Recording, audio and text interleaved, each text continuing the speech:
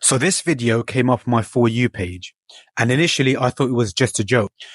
This account is called Nikah24, and it basically promotes secret marriages and marriage without the consent or the knowledge of the wali. I'm going to share a few thoughts as someone who has had a few secret nikahs myself. Now, I don't really care what people do in their private lives. If you want to have a relationship, that's your business. But do not use the religion to manipulate vulnerable women into your toxic agenda and then reward them with pain and suffering. That's just not right. First off, I guarantee you that this project is run by men, for men, as it's only men who stand to gain from it. And on that note, the sheer hypocrisy of it. I'm pretty certain that none of the men who are behind this, nor the men who engage in these sorts of secret nikahs, will allow or be okay with their sisters or daughters doing it. Secondly, it baffles me that people think that this is somehow any different than just having a normal haram relationship. Now, I know a lot of people are going to jump the gun here and get all defensive without even understanding the points I'm making. So listen attentively and follow carefully. Allah doesn't need us to do some sort of marriage ceremony for a marriage to be valid in His eyes. He has laws and rules, not because He needs them, but to protect us. He gives us a Sharia to protect us as individuals and society at large. So ask yourself, what is the purpose of the institution of marriage in Islam? Well, there are three things. Number one, to protect lineage, meaning that children are born within wedlock and thereby it's known who their parents are. Number two, to protect women, meaning it gives women formal rights and protections in a world where men have all the power in society. And number three, protecting the couple, meaning to safeguard their reputation from backbiting and slander in the community. I get that in today's day and age, the first and third points can be worked around quite easily. We have DNA tests to identify parents.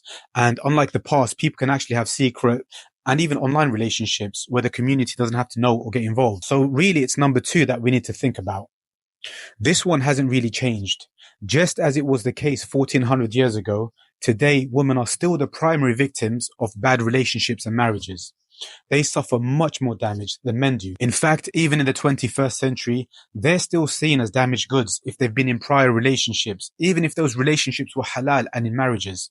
So to the sisters who are in love and want to be in a relationship with their man, but you don't want to commit a sin, be wary. Look, Allah didn't create the institution of marriage or make it difficult for you to deprive you of a man and love, but to protect you from our predatory nature.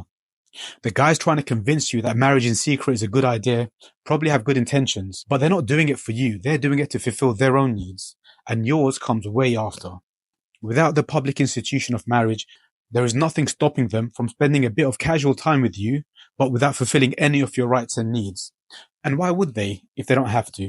The problem is you'd be trapped in a marriage in which you can't do anything about. Not only do they not feel the pressure and expectations to fulfill their role as a husband by both your families and society in general, but you're also helpless to seek your rights and your needs as your marriage is a secret and you can't even speak about it. So this is the controversial bit. In some ways, a haram relationship is less harmful than these secret nikahs.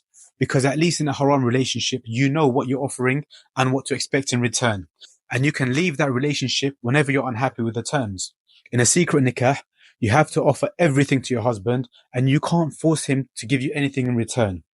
And you're tied to that marriage regardless of how much you're struggling and how unhappy you are until he decides to divorce you. I'm not saying you should go out there and get involved in haram relationships. Of course not.